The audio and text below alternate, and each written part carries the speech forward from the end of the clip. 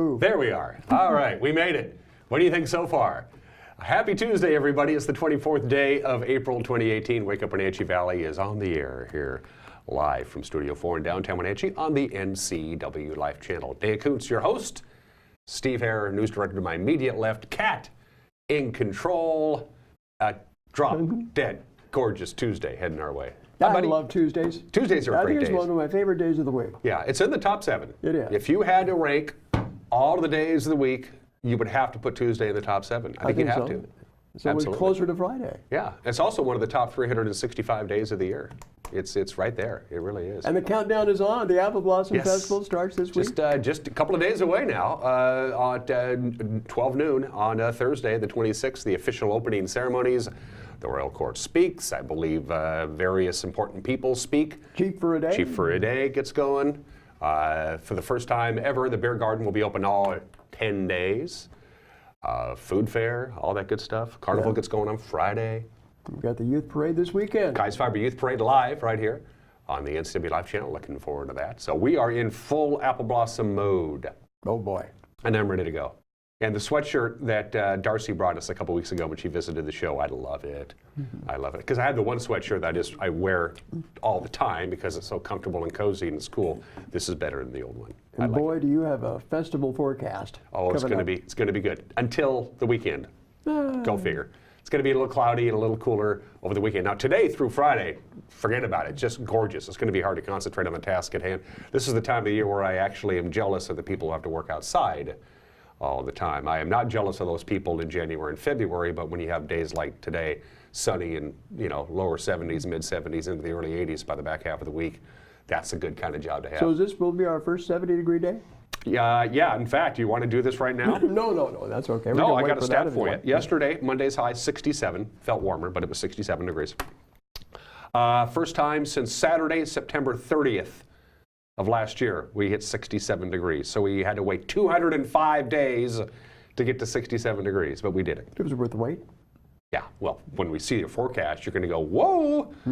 So the most popular guy around this place today is going to be Grant Olson. He's our weather guy. Yeah. Everybody's going to love Grant because he brings good news all the way through Friday and just in time for the Kai's Fiber Youth Parade. It's going to cloud up, but we'll get to that in just a couple of minutes.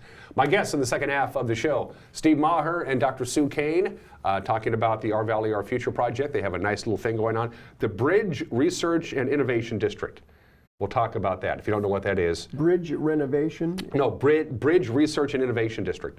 All right. You'll learn all about it. A new zoning code or what? No, you'll just stay tuned. You'll hear about it. Steve and Sue will talk about it. Okay. When we get to that. That's in the back half of the hour. We also have Steve, of course, will have the news. We'll have sports, that all-important weather forecast, today in history, birthdays. Quick traffic reminder, Knapsill Tunnel closed until about 3:30 today. They're changing the light bulbs on the Knapsill Tunnel. That's US 97A, so you got to take Navarre Cooley if you're going to be on that side of the highway and zip in and dump in at the state park and go down that way, or of course you just take US 97 across the bridge at the BB Bridge. Closure starts at 8 a.m.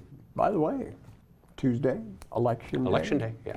We'll have a little bit on that coming up later. It's a big day for the voters in the Wenatchee School District. $120 million construction bond to update and renovate Wenatchee High School. We've been talking about it. We've been profiling it. There's been ads.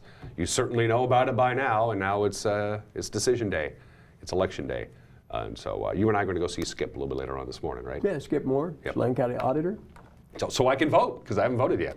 So busy Tuesday. You ready? I didn't get a ballot.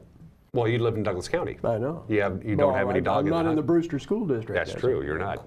Let's go around North Central Washington with our Valley View cameras. Good morning, Wenatchee proper. Courtesy of Localtel Sky-Fi high-speed wireless internet. We normally open with this shot. Looking down from the Wenatchee Heights on the Wenatchee Valley. Now we can do a 360. Yes, we can go all the way 180. around. Yeah, we can go. There you go. See that? Woohoo! Kat is going to turn us around now. Isn't that cool? Looking ooh, I like that shot. Looking down the towards Malaga. Towards Malaga and Rock Island area. Yeah, we can move the cameras. Now, if we move it all the way around, and basically we can't go 360. We can go about 350. Yeah, because then the radio towers up there. Yeah, radio towers, relays, and there's the actual support tower that you see. And if you go the other direction, you would actually pick up the cross. This is about 75, 80 yards to the east of the actual cross that we're so familiar with. So if Kat keeps moving it, You will see the cross come into view, I believe. A little bit more, and there's a guy wire that holds up. Okay, the cross is being blocked. There's the cross. Whoa, whoa! That was fun. Let's just do that. Woo-hoo. Life is a carousel, as they say. That's right. Life is a highway, actually. That's what I was told. That's our first camera. Let's go to camera 2. And that will take us to Steins Hill, way up above the Kashmir area. It's looking out towards Peshastin. You can see downtown Peshastin. You can see downtown Dryden. Dryden, of course, stands out because they have the Dryden Hilton there and the Dryden Dome. The Dryden Dome is there as well. So the greater Dryden area. The greater Dryden area. You can almost even, I think, pick out the Big Y interchange there, or past that, actually. So there you go. Good morning, Peshastin. Good morning, Dryden. Looks like they've got those pear orchards dusted. And yep, ready to go. They'll be sitting there and growing all summer, I hope. Camera number 3 takes us to Rock Island. Good morning, Rock Island. Beautiful day there in the beautiful hamlet of Rock Island. The golf course beckons for me today on a day like today. I might have to slide out of here and do a little golfing. I think so, huh? Don't tell my bosses. I'm telling. Don't. Camera 4. We wrap things up with our tour around the valley with, I think that's Billy Goat. Is that Billy Is that Goat? Billy Goat? Oh, the Upper Butte camera. Wow. I haven't seen that one. That's cool. Wow. So that, I believe that you see most of it at the top of your screen is, I believe, is be the Waterville Plateau, isn't it? Yeah, That that's would be pretty. the Waterville Plateau. Yeah, that's pretty incredible. So that's a view. We've used the Upper Butte camera all the time. Of course, Upper Butte is the highest peak in the general Chelan area. A lot of relay towers and transmitters and things like that up there. And of course, that's also where they do their little jump off the cliff and do their little, what's that called? Hang gliding. What do they call it? Paragliding. Paragliding. People who are insane is what they call that. So that's where they do that from. That's just an incredible view. We got to do that one more often. Good morning, Waterville, up there. Highest elevation city. County in the seat, state. yeah, isn't it? Yeah. So there you go. That's what we're looking at 7 minutes after the hour. Let's not waste any more time. Let's do your weather forecast because I can't wait to show you that graphic. Thank you very much. Everybody's going to be sunny and warm today. 75, our forecast high today. It's considerably warmer now, Steve, than it was yesterday. Remember, yesterday at this time it was 37. This morning outside of our studios it's 42. So we're getting a head start on the warm-up. And there we go, 75, 79, 80, 84. And then we cool down and cloud up Saturday. The Kai's Fiber Youth Parade will be dry, but it's going to be cloudy. And then we actually have a pretty good chance of measurable rain on Sunday as the system comes in. Normally when you see the change, we see some windy conditions. What are we looking at there? No wind, nothing at all. Yep, no wind at all.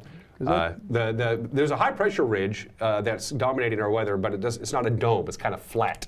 So what's going to happen is the high pressure ridge, instead of being shoved out by another system, is just going to break down. It's kind of a relief because I think over the past few years, the first weekend of apple blossom, it gets really windy. Yeah. No wind at all. A little break in the forecast. 5 to 7 miles an hour. That's not even measurable, really. A zephyr. Yeah, there you go. So there's your forecast right through Friday. Things start changing Friday night, as I mentioned. Saturday for the Kai's Fiber Youth Parade. It's going to be cloudy and cooler. Have a chance of some light rain Saturday and a chance of 50% chance of rain on Sunday. Long-term forecast for next week, we don't know. It's simply too far out, but not a bad start to the Washington State Apple Blossom Festival, edition number 99. 9 minutes after the hour, going to take a quick 1 minute break. When we come back, the gentleman to my immediate left, Steve Hare, will have your Tuesday morning news. You're watching Wake Up Wenatchee Valley on the NCW Live channel.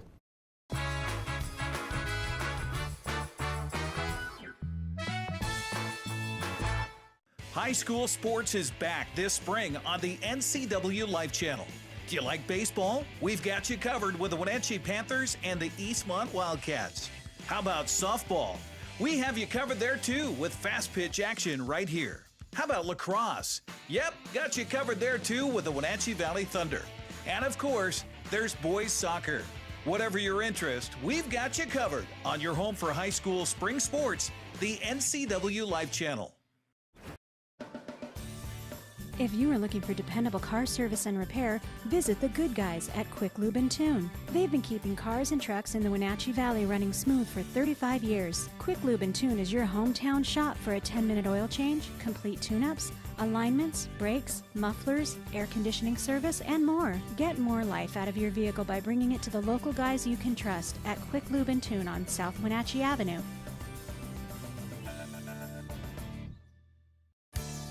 And now it's time for your local news update with Steve Hare.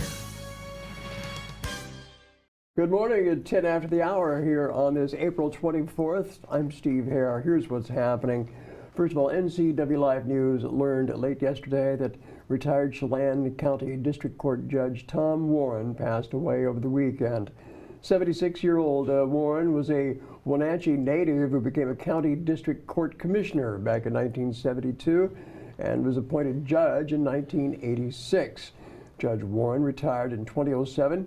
Now it's said that he's heard over 100,000 cases from the bench.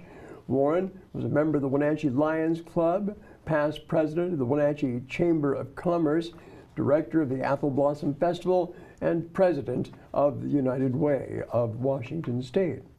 Also, police say a street race ended Saturday evening when one of the cars crashed into a vehicle parked at the Overlook area on Skyline Drive. 17-year-old girl was injured in that crash. Captain Edgar Reinfeld with the Wenatchee Police Department has the details. It was learned through the course of investigation that two vehicles had apparently been racing over the top of Skyline, and one of them lost control and ended up arcing into the Skyline Overlook parking area and crashing into this parked vehicle. We're fortunate that the injuries to the victim female are very minor. Now, the location of the accident at the Skyline Drive Overlook has recently come under scrutiny by the city after neighboring residents there complained about ongoing problems with traffic and noise. City has agreed to install security cameras to help monitor the activity there. Captain Reinfeld said the cameras might have been helpful in this investigation. We've done speed workups based on video footage with decent timing. There was a pursuit and horrible injury accident on Wenatchee Avenue 2nd several years ago that's a good example, where the suspect vehicle went across the front of the PUD, a monitored camera down there on Wenatchee Avenue, and they actually tracked the vehicle with the camera. So we were able to get a good time and distance measurement and then show that speeds had actually averaged close to 100 miles an hour on Wenatchee Avenue before the impact. In a case like this, we can look at skid marks and we can do that stuff and we can do workups, but they're not as telling as actually watching vehicle movement over distance against time. It would be a tremendous asset in this case. Were the cameras up there, we'd probably have a suspect vehicle already and be working it all the way through. Reinfeld said police could use your help in finding the vehicle involved in that crash. It's described as a teal or bluish-green colored Honda Civic, and it also has severe front end damage from that crash.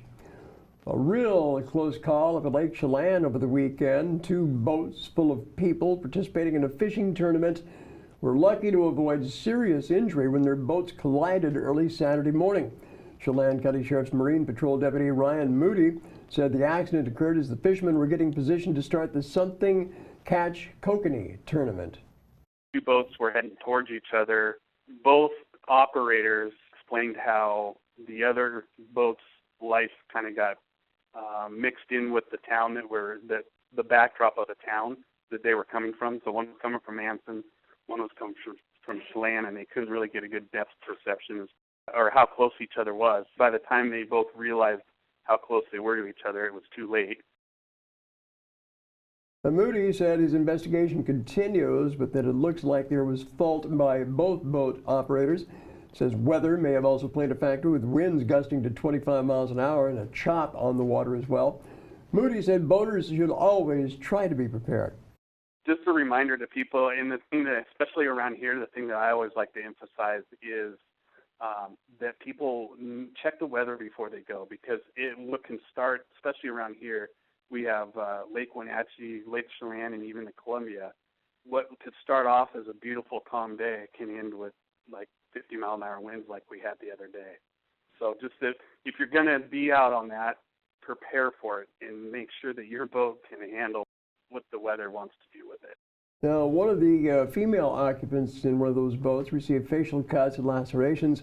No one was seriously hurt, though. According to Moody, the weather warms and more people head out to the water. He was reminding boaters the best way to avoid disaster.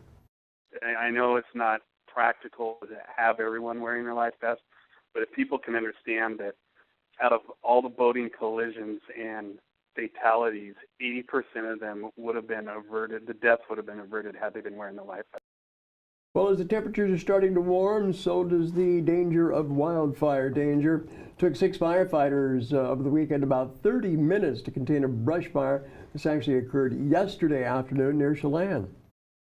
The fire around 2 p.m. Monday. Chelan Fire and Rescue received the call of a controlled burn near Antoine Creek Road west of Wells Dam that had spread due to windy conditions. The fire personnel arrived on scene to a 2-acre brush fire burning in light to medium fuels. 2 fire brush trucks and a command vehicle all assisted in putting out that blaze. Meanwhile, firefighters from around northern Chelan County came together not just to talk shop, but to practice what they preach. For the first time since its creation, the North Chelan County Cooperator Group, which is made up of various fire departments and agencies, came together Saturday for a live fire training exercise in Eniat. So this whole group sort of started coming together after the summer of 2015 and the fire season that we experienced there. You know, it was recognized amongst all the cooperators that participate in wildland fire just to put more training emphasis on our unified command. Right now, currently today, we have members from Chelan 5, Chelan 7, Chelan 8, Washington State Department of Natural Resources, Forest Service, and BLM resources here, including ground resources and aviation assets. So the goal with this big group is to really come together and practice pre-season to what we're going to be experiencing in the fire season. So key points for us are unified command and having all the chiefs and incident commanders come together and making one plan and having folks on the ground be able to adapt and fill roles as needed. Well, I think that's extremely important for all of us and all the partners involved that we give those new folks that exposure to this, which is another key point for today is that some of these guys, this is the first fire they've seen before. And the fact that we can pull that off in a controlled setting is excellent. So for me personally, it's that successional planning, it's that mentorship, it's that leadership of developing that next group of fire leaders in our community that'll be able to support and eventually lead these things moving forward. Now, the weekend training event hosted at the Columbia Breaks Fire Interpretive Center off Highway 97A. Not only a learning opportunity for firefighters, but it was also a project that creates a visual example of prescribed fire for the community. The project will continue over the next 7 years, according to Eniat Fire Chief Mike Asher. So it ended up that Columbia Breaks approached me here since this is within our fire jurisdiction, they approached me about a need to burn areas of their ownership to demonstrate the effects of fire on the landscape. They wanted to be able to have landscape that had different years of fire damage so that they could show how fire recovers over time. So, since I was also involved in the unified effort to integrate all of our departments and their activities, we decided to try to marry the need of Columbia Breaks to have live fire and demonstrate that with our meeting and activities to help unify all of our interagency partners. And so that is how it came to be that we're trying to meet objectives for both of us, and it's working extremely well. So the plan going forward, Dan, I guess the group is going to be burning 1 acre of land at the Columbia Breaks Interpretive Center for the next 7 years. Each agency rotating as the lead command, and you'll want to stay tuned this week as we learn more about the Columbia Breaks Interpretive Center and their goals this fire season. By the way, have you voted yet? Nope. Haven't Voting voted today. Yet. Well, today's the day. Yeah. The deadline to return your mail-in ballots is today. Special election will decide the fate of a new Wenatchee High School. A fire and parks levy in Manson is up for a vote. And also in Brewster School District, voters there are going to decide a maintenance and operations levy. NCW Life will post all the results of tonight's vote count on our website. soon after the polls close at 8 p.m., but we'll provide you with links to all of the auditor's offices here in north central Washington, Chelan, Douglas, Okanogan, and Grant counties. So you'll have those immediate results for tonight. For you Chelan County voters, I wouldn't run the risk of actually putting a stamp on it and putting it in the mail. Just use the drop box. Yeah, it's simple. it's simple. You know they're going to pick it up today. You know, yeah, use the drop box. It's just the smart move if you haven't already done so. It's just very simple. It's right outside for Chelan County. There's a couple of them. One right outside the library and one just right next to the courthouse, and they have them all over Chelan County. So. Dan's old school too. He still votes at the poll Yes, site. I go to the poll and vote. Well, I get a visit with. Back in the old days, when we all used to gather in the lobby of the Numerica Performing Arts Center, it was one central polling location, and regardless of your district, that's where you went. And it was a social thing. You got to see people you hadn't seen for a while, and you visit, and you talk, and you vote. And don't get me wrong, vote by mail is great. I've talked to Thad Duvall and Skip Moore, our two local auditors, and they say there's no question that go and vote by mail has increased turnout, and I'm all for that. But we lose that little edge. So now when I part. do my exit polling, I stand next to one of the collection boxes. Yeah. Yeah. That's how you do it now. Yeah. Oh, yeah. You don't have much of a choice. Yeah, right. So, if it increases voter turnout, and the experts say it does, I'm all for that. But of course, I also get to get my I voted sticker. But you got to register, Yeah. folks, and that's kind of dismal when you look at the registered voters in north central Washington. I can't speak of Douglas County. I can't speak of Chelan County because I did the numbers once. There's about 10,000 people, give or take, that are eligible to vote in Chelan County that aren't even registered. Not even registered to vote. It's not hard. It's not like giving Well, blood. you're talking about 30,000 people registered to vote in Chelan County alone. But then when you have like a 30% turnout, that's dismal. Yeah. Anyway. Off of our soapbox we go. The news with Grant Olson comes your way at 5 o'clock, 6 o'clock, and 10 o'clock. 5, 6, and 10 is your chance to check out the news with Grant Olson. Grant also handles the weather forecasting. Eric Granstrom will be doing sports. Eric's got double duty today because we got high school baseball tonight at 7 o'clock as the Wenatchee Panthers play host to the Moses Lake Chiefs, battle first place in the Big Nine. The game itself starts at 5. We'll pick up coverage at 7 on a tape delay basis. So the news with Grant Olson is also available on our website at ncwlife.com, which is a great little place to go. It's also the best way for you to get a hold of us. This whole internet thing is taking off. At the very top of our homepage there's a little tab that says contact us. Just click that and communicate with us that way. You can do it by email. news@ncwlife.com is our general address. Talk to us on Facebook or Twitter. And as always, if you have breaking news to share with us or any news ideas, you can call us on the phone. Landline at 888-NCWL. Still got lots to get to. We got sports, the Obscura holiday today, and history, birthdays. Everyone is entitled to Mike McNally's opinion. And then my guests on this morning's program, Steve Maher and Sue Kane, Our Valley, Our Future. Cool little initiative coming your way. You're going to learn a lot. We'd like to entertain, but we'd like to educate as well. And we're going to try and do both today on this Tuesday edition of Wake Up Wenatchee Valley. 23 minutes after the hour. We'll be back in 1 minute with sports. Don't go anywhere.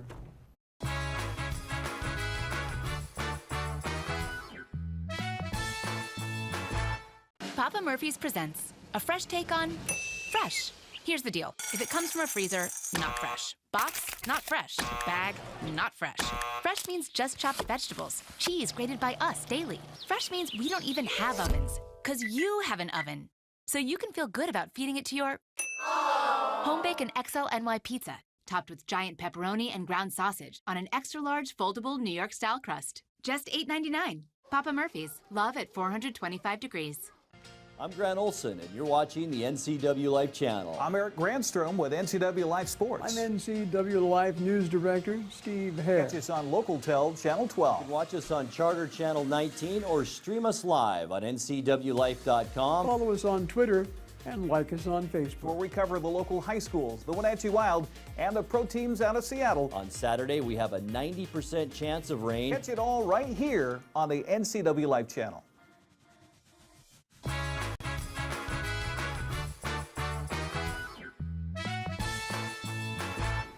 We're back 25 minutes after the hour. Lots of sunshine, 44 degrees outside of our studios. Sunshine and 75 today, upper 70s Wednesday, lower 80s on Thursday and Friday, and then we caught up for the weekend, but a nice week and a perfect day yesterday, by the way, for golf. The Big Nine boys gathered for the 5th pod of the season at Three Lakes Golf Course in beautiful Malaga, and the Wenatchee boys held serve on their home golf course. They compiled a score of 313. That means first place for the Panther boys. West Valley second at 330. Eastmont took third with a 345 team score. Very busy day in the world of prep sports today. It's going to be a beautiful day to get out and watch a little baseball. Eastmont will be at Sunnyside. They'll get going at 4 o'clock. Chelan travels to Omak. Cascade hosts Okanagan. And Lake Roosevelt is at Waterville-Mansfield. That's a 4:30 first pitch. It's a battle for first place at Historic Recreation Park today. Wenatchee will host Moses Lake. The game starts at 5. We will have the broadcast at 7 right here on the NCW Life Channel. Softball today. Wenatchee and Moses Lake also battling for the top spot in the Columbia Basin Big Nine. Both teams undefeated in league play heading into today. They'll meet this afternoon at 4. Eastmont also on the diamond today. They'll take on Sunnyside at the Sterling Sports Complex. That's at 4 o'clock. Manson travels to Pateros at 4:30. It's Waterville-Mansfield hosting Lake Roosevelt. Chelan is at Omak, and Okanagan is at Cascade in girls softball. To the soccer pitch. Kashmir will host Chelan at 4:30. Sunnyside is at Eastmont at 7.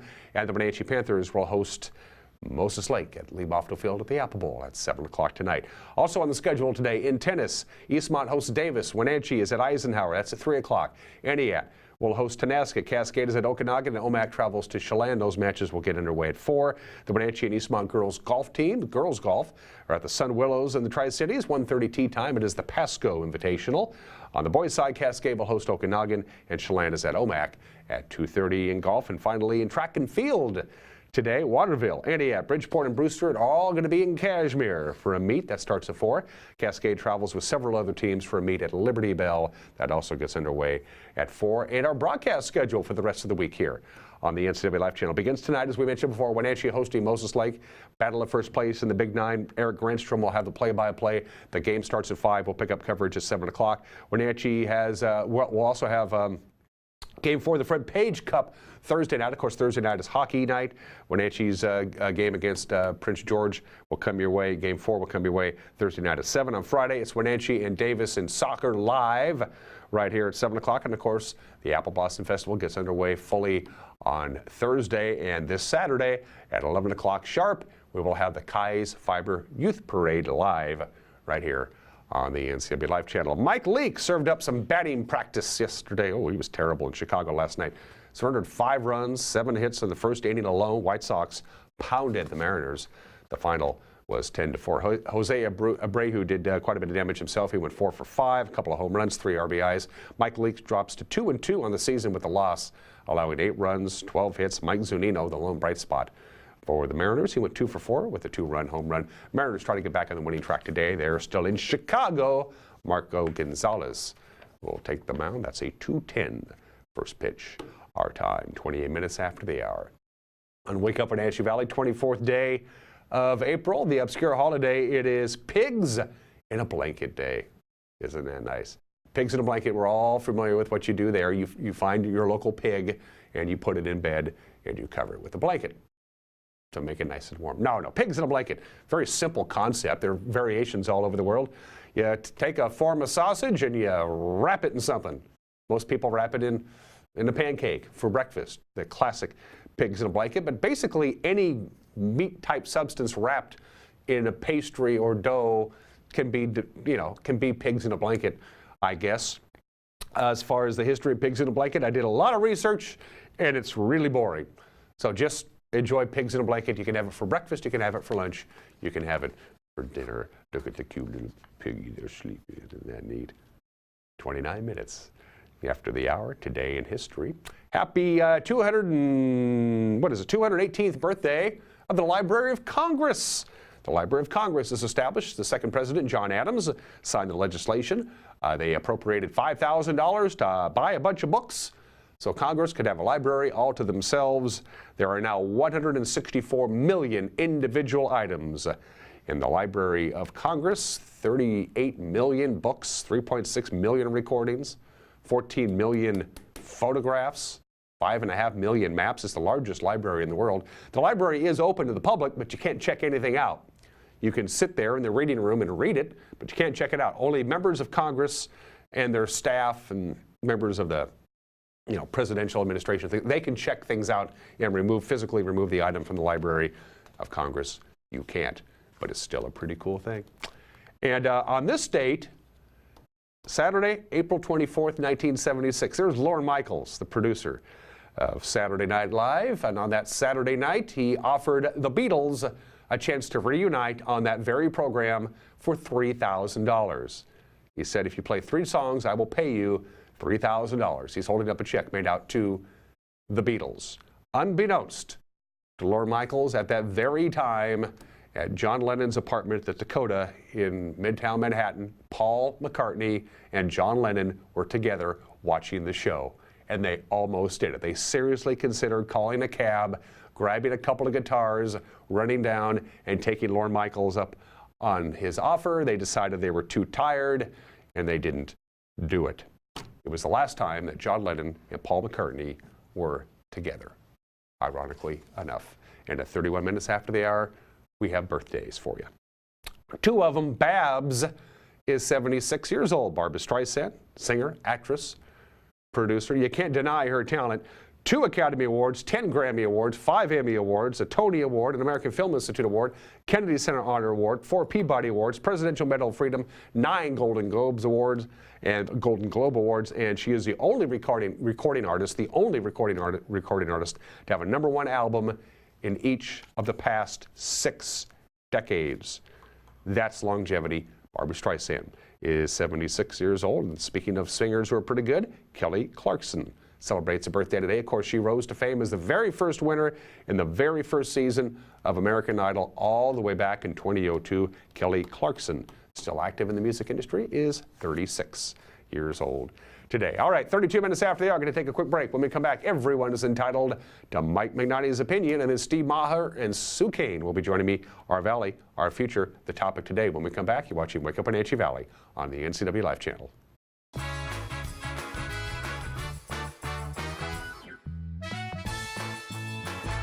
Your home for the 2018 Washington State Apple Blossom Festival is the NCW Life channel. Be sure to watch the Kais Fiber Youth Parade Saturday, April 28th, the Les Schwab Classy Chassis Parade on Friday, May 4th, and the Stemilk Growers Grand Parade Saturday, May 5th, right here. Brought to you by Auville Fruit, home of the Gee Whiz brand, where passion meets flavor. And by Bay Equity Home Loans, your home for loans.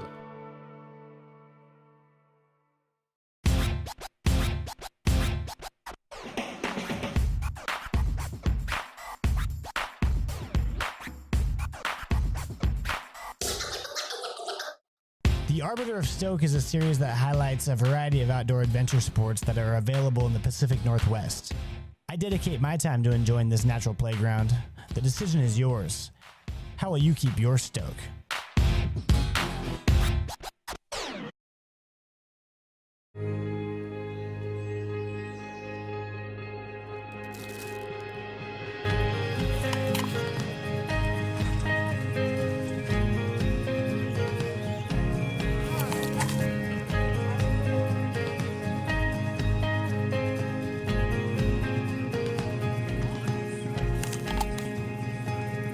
We know crunch.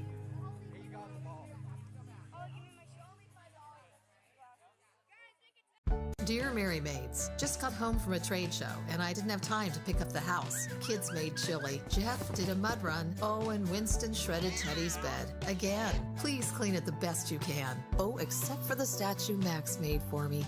Thanks, Abby. Hi, Abby. Clean kitchen, clean bath, clean floor, naughty cat, poor Teddy. The statue is precious. You should keep it forever. See you next time, Mary Maids.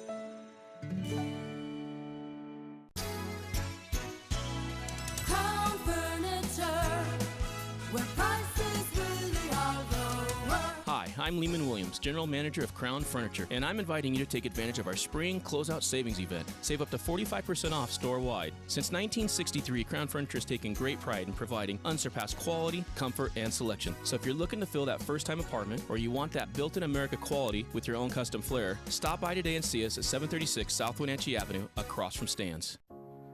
Hi there, my name's Patrick and I'm the branch manager here at New American Funding. Applying for a home loan is an exciting time.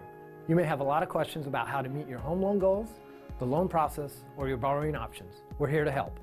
We do things differently here at New American Funding. Not only do we have an array of loan products and a team of specialists to support you, but we get to know you personally. We want to earn your trust and business for life.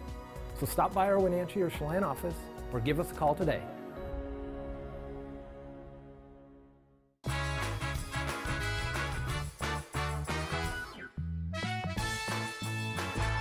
It's Mike Mad Dog Magnotti, and everybody is entitled to my opinion. Now, I heard a talk show host recently say something, and others saying something similar on Facebook about how women who dress provocatively, they have no place to complain about sexual harassment or abuse. The insinuation, of course, being that to dress provocatively invites sexual attention. Now, these comments came about after the issue of sexual assault and harassment were addressed at this year's presentation of the Golden Globes, which, honestly, I didn't watch. But this is ignorance, folks. How a woman dresses has nothing to do with provoking harassment, abuse, or assault. And the way a woman dresses in no way justifies an abuser's offensive, harassing, or criminal behavior. No way, no how. Now, this is Mike Mad Dog Magnotti, and everybody is entitled to my opinion.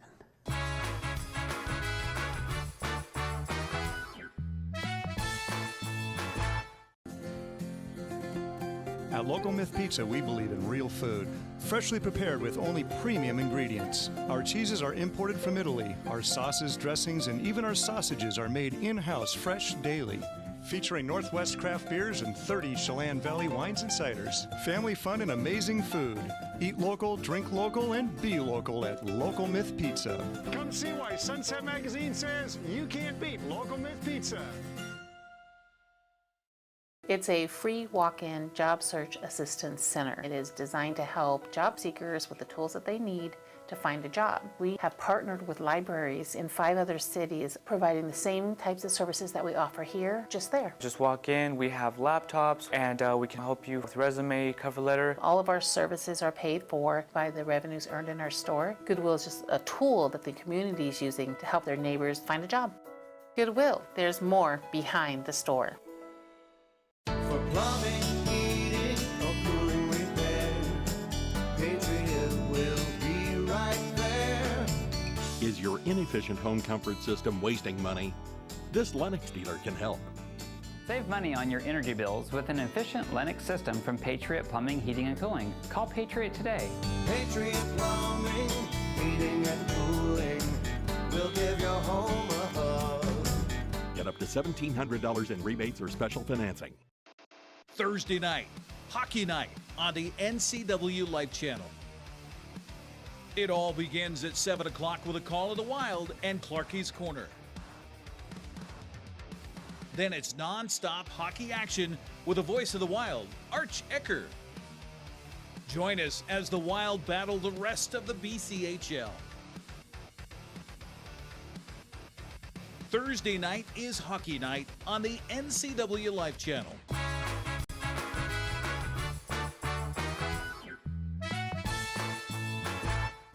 38 minutes after the hour on this Tuesday edition of Wake Up Wenatchee Valley. I make a point to invite Steve Maher in 2-3 times a year, also to bring a guest with him. Both of these people who are my guests today are no strangers to this program. Steve Maher is the project coordinator for Our Valley, Our Future, and one of the key members of that team, Dr. Sue Kane, who's been on here a number of times, and her role is the executive director of the Apple Valley STEM Network. Is that right? Did That's I get pretty that close, correct? yeah. Hey, I got your title correct. There you go. And Steve Maher is, well, he's Steve. So I'm just kidding. I love this guy. First of all, welcome back to the program. It's good to have you here. Thank you. Before we get into the nuts and bolts of what we're going to be talking about, which is the Bridge Research and Innovation District, we'll explain. I want to get your reaction, Steve. I know it's been 6 weeks since the budget was finalized and Governor Inslee put his John Hancock on it.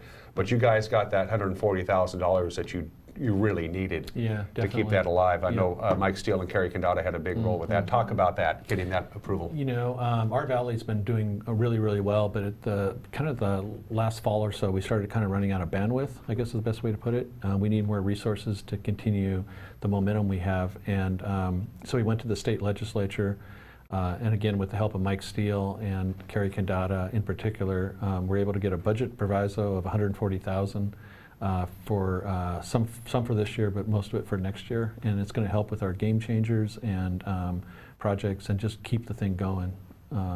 You know, and it's also a match for what we've raised locally. And it was in danger of not actually making it through the budget process. In fact, it was axed a couple of times and then brought back, right? Yeah, I don't know if I'd say axe, but it was. There was a few times where you know how things go over there, where there's a lot of folks who have a lot of different interests and they have a lot of different projects they'd like to see get funded. And so, being from Eastern Washington, you know, we don't always have the votes. But the thing on this one was that there was a lot of support from legislators from around the state. And from the governor's office, and also from the State Department of Commerce. And they see this actually as a model for other communities around the state in terms of what we've done here. The process we've used, you know, the original community outreach, the visioning, the planning work, and now into the implementation work. And so they're pretty excited. We told them, no problem, we'll go around the state and help other communities if they want to do something similar. And you have, other communities have reached out to you specifically as a project coordinator on the Our Valley, Our Future to kind of get a general idea of what you're doing and why you're doing it. Yeah, and I think it's unique in the sense that we went to the grassroots and found out what the folks here wanted to see this place be in the next 10, 15, and 20 years. And then we took it from there and it just grew from there. So it just definitely has sort of an organic feel to it. And we've taking, I would say, you know, real concerted steps to remain connected to folks here and to make sure that what we're doing honors what they said they wanted this place to be when we first did our outreach a year or two ago. How did you get roped into Our Valley, Our Future, Sue?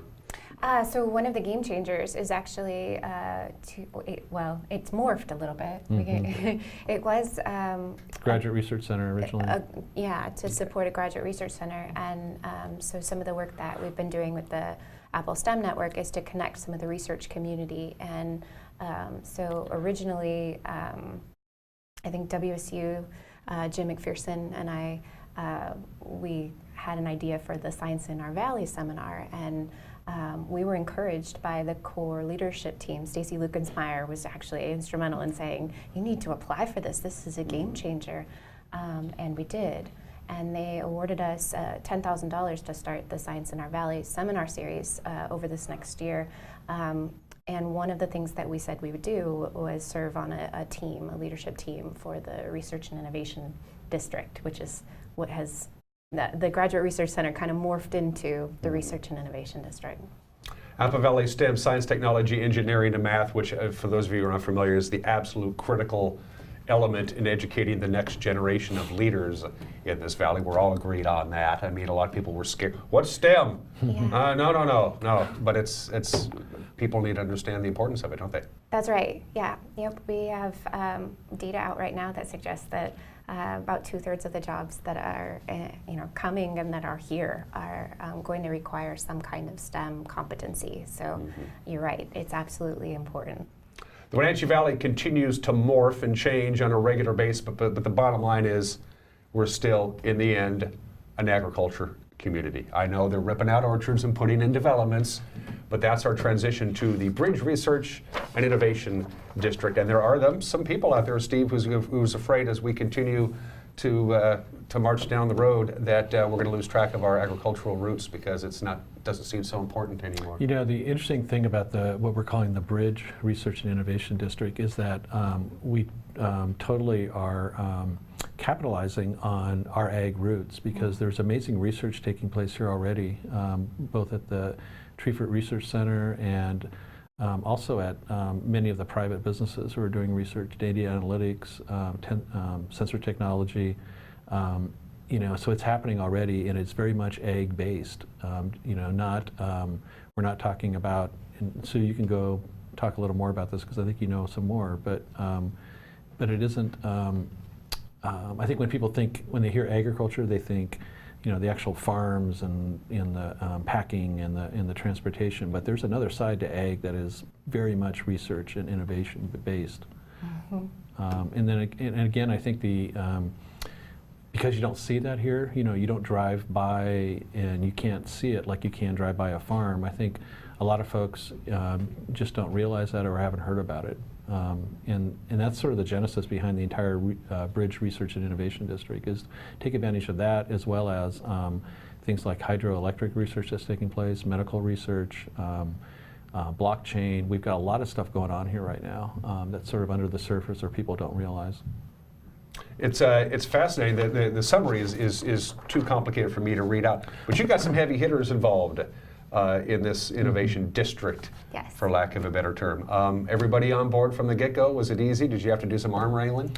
Well, you know, the really interesting thing, and Sue kind of referred to it a moment ago, we had the Graduate Research Center. Where this idea originally came from was when we did our survey work and outreach back in 2015-16, you know, talked to like thousands of residents here. A lot of folks said, what we need is a four-year university. If you really want to, you know, impact the economy and the quality of life here, we need a four-year university. And we ended up really diving deep into that, talked to state officials, some local officials, education folks, and they frankly said, you know, the chances of a four-year university coming here anytime soon is virtually non-existent. It just isn't going to happen. And so rather than just let that thing die, we started thinking, well, what else can we do that would create an environment like a four-year university, but not necessarily be a brick and mortar, you know, kind of facility. And so that's where the Graduate Research Center kind of first evolved from, and that's where the Research and Innovation District is now, is taking advantage of what we have here. There's a lot of smart people in this community who are doing amazing work, I mean, world-class work, and combine that into a district and create the network and the communication. We started to inventory some of the research that's already going on in our valley, and people would be absolutely floored to know, just, you know, as we started to inventory some of the public and private research enterprises, we have dozens of research scientists at work in the valley using innovative technology that transcends the disciplines that they're in, that have applications globally. There's some world-class research taking place here. And so as folks kind of came into the fold from the USDA labs, from the WSU Tree Fruit Research Center, some of the Chelan PUD and Douglas County brought some of the folks in from more of the computer science and data analytics types of, and the blockchain technology aspects. You asked about, you know, how much arm twisting there was, and it was actually, people are really hungry for that kind of connection. It was really not difficult to start. It was eye-opening for sure, though, because somebody who's participated in the research community for the last 7 years here in Wenatchee, I was blown away by the, you know, the research assets that we have. It's amazing how many people drive by the Tree Fruit Research Center on Western and don't even know what it is, or it's always been there. What goes on behind those doors? The fact that they chose to put it here was critical, wasn't it? Oh, yeah. They could have gone to Yakima, a heavy agricultural area, or Ellensburg, or, but they chose to put it in Wenatchee, and that's big, isn't it? And that's when we started to inventory them, and we put, you know, the little dots on the map type of thing. And you know, we were sitting there with some of the, Steve King and Allison Williams at the city had put this map up, and we said, oh my gosh, it's a campus. It's a, you know, it's not a four-year college campus type of thing, but it's a community-wide campus. And that's actually where we started this conversation about the Research and Innovation District, to incorporate and make it discoverable about some of the public and private research that's going on. Because we want, you know, obviously we want folks from outside the region to recognize that there's this system of research, but you also want the youth in our region to recognize that part of our community and that there's opportunity like that. And we really want them to be involved, integrally involved in the research that's going on in the region. There is a future in ag, in jobs, that doesn't necessarily correlate owning an orchard or cutting down wheat. That's right. Up on the hilltop. It's much more than that, isn't it? That's right. Yeah. And we chose recently chose the word bridge to name this district. We were kind of going back and forth. We thought maybe we just call it the Wenatchee Valley Research and Innovation District, but bridge really stuck, and it reflects the connectivity and the linkage between both sides of the river, because as Sue mentioned a moment ago, the research that's taking place here is on both sides of the river. It isn't just on the Wenatchee side, and so the bridge reflects that. It also, interesting, if you think about it, there's tons of bridges in this community. You know, whether we're talking about highway bridges or railroad bridges or foot bridges, you know, not only on the Columbia, but also up the Wenatchee River. And so Anyway, that's the name we settled on, and we think it's going to take off. You know, it's going to take a little work to get people to remember that's what we're calling it, but it's a great name. You mentioned that we don't have a 4-year university here in the Wenatchee Valley, nor is one forthcoming. But if you're going to have a 2-year community college, it might as well be Wenatchee Valley College, because it's about as good as a 2-year college in the state. They're going great guns. And they're a big part of this research and innovation district as well. You know, there's a lot of folks who are involved.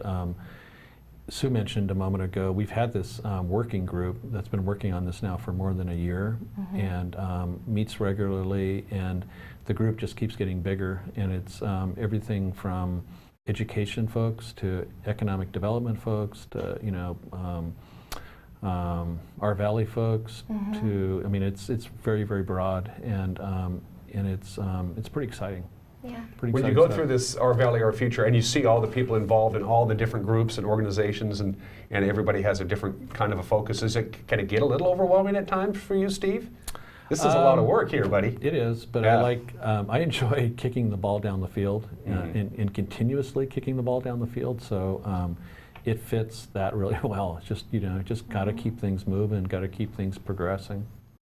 Is Wenatchee always going to be, the Wenatchee Valley proper always going to be still, in the end, the foundation still going to be ag, or is there going to be a time 40 years from now when Wenatchee is just where you ship the stuff to? Well, you know, I would say today we're still mostly ag, but we do have, this is a retail and medical hub for a lot of folks, and has been, you know, for a few decades now. And so I think that'll always be here. I think also the recreation economy is growing. You know, we're taking greater advantage, and I say that in a good way, of our recreational attributes. And in fact, you know, with the Research and Innovation District, one of the things that a lot of folks who are into research and innovation and technology, they want outdoor recreation right out their back door. And so that's another great, I don't know if I'd call it an amenity, but another great advantage we have here.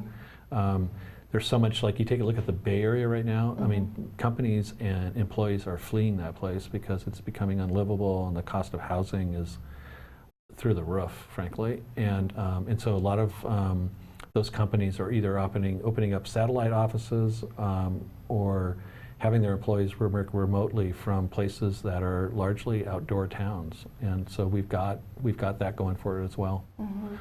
But eventually, because we're a small little valley from a geographical standpoint, we are going to run out of room, right? I mean, there's just no way about it. Yeah. Wenatchee's already grown as far west as it possibly can. I think there's a lot of room on the east side of the river, you know. I think there's opportunities in Malaga, and I say this because our valley's also involved in the housing issue right now.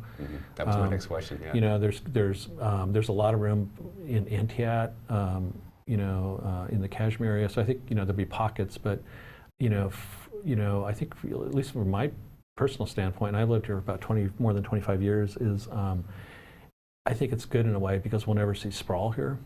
You know, like they see in other communities where it just extends forever because we don't have. You know, first of all, the topography here limits that, you know, sprawl. And then you also, in Chelan County at least, you got 80% of the counties owned by the government. So you're not going to ever see, I think, sprawl here. So I think in that sense, that's a good thing. We are hemmed in, but there were some forethought of protecting the Wenatchee foothills from development. That's not going to happen. Well, it's going to happen to a much smaller extent than it could have. If landowners just started buying large swaths of land to the west and started building development, nobody wanted that, did they? No. Yeah. I think, you know, in Wenatchee at least, you're going to see far greater density, and most likely homes and, you know, maybe even apartment buildings going up. Rather than spreading out, because there just isn't the room left. In Wenatchee, there's not much developable land left. East Wenatchee and Douglas County, they definitely have opportunities over there. As you go toward the airport, you see a lot of building right now up and down Grant Road.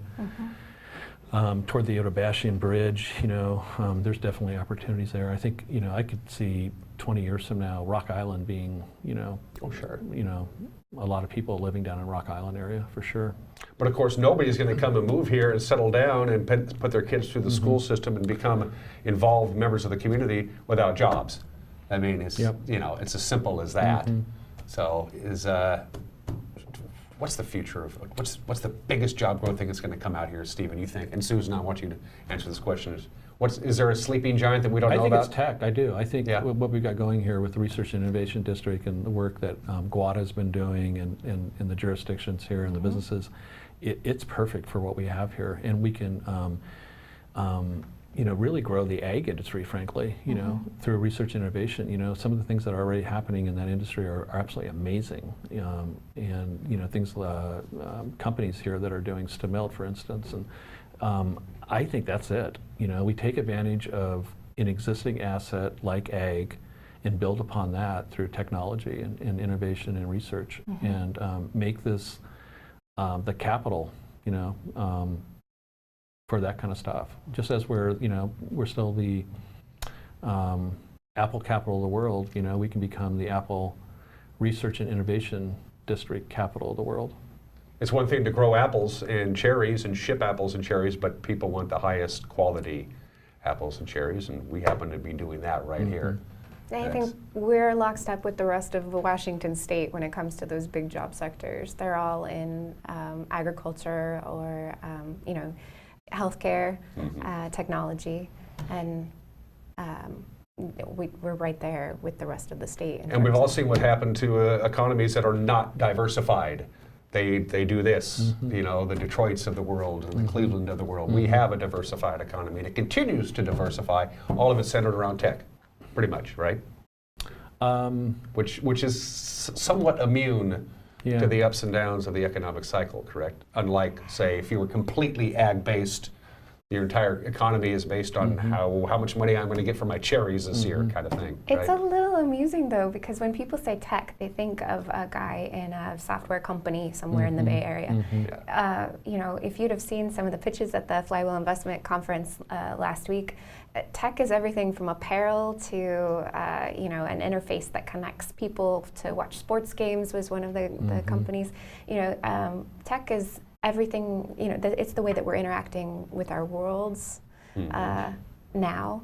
And so when we talk about this being an opportunity for entrepreneurship and an opportunity for tech development, it is agriculture, it is cherry orchards. It's also opportunities for commerce and for data analytics that might someday give us some ways to predict the wear and tear on our dam, or different types of automotive. I mean, you think about all the different computer sensors that are in your vehicle that you drive now. The tech is a ubiquitous experience, and so tech sector is not very specific anymore. Yeah, and I think the community as a whole, we needed to have a pretty good discussion about where we want to go with this, and including where our power here fits into that. I think it's a really important discussion to have as an overall community to discuss, these things, because there's definitely pros and cons to it, and we need to kind of navigate our way through that to figure out where we actually want to go and how we want to get there. Our Valley, Our Future. So again, this is the Bridge Research and Innovation District that was just formed. What's next for you guys? Not Bridge Research, but what's on your horizon? Well, this definitely still, because we're still working on our strategic plan. We're going to have a marketing piece, and there'll be lots of community presentations in the next month or two regarding the Bridge Research and Innovation District. But also the Housing Solutions Group that our Valley has been facilitating is moving along very, very well. We've had 35 folks meeting since November, and it's been a broad cross-section of the housing industry as well as the overall community, and they're coming up with some amazing recommendations and suggested actions for policymakers here. And so I'm pretty hopeful that that's going to help ease the housing crisis we've been dealing with, which is a big economic deal, frankly. And so we've got to kind of get our hands on that and make it so that people can live here. Critical. Every time I see Steve King, and I've known Steve for a long time, great guy, I go, there's not too many large swaths of land left in Wenatchee anymore. And I said, do you know where they are and who owns them? And he goes, yes and yes, we do. I'd like to see an apartment building built in that city parking lot, just right off the road here between Kittitas and Yakima off Mission Street. There's a public parking thing. They've been talking about doing that. They would alleviate some of that. It's good to see you. Okay, thank Dr. you. K, Steve Maher, anytime you want to come by and see me, you may do so. We talked about technology. Yesterday, I Skyped with Ray McNeil from Melbourne, Australia. 17-hour time difference. Wow. Technology is a beautiful thing. And that interview with Ray will be on tomorrow's show. Until then, everybody have a great Tuesday. Enjoy this lovely weather. Bye-bye. Thanks.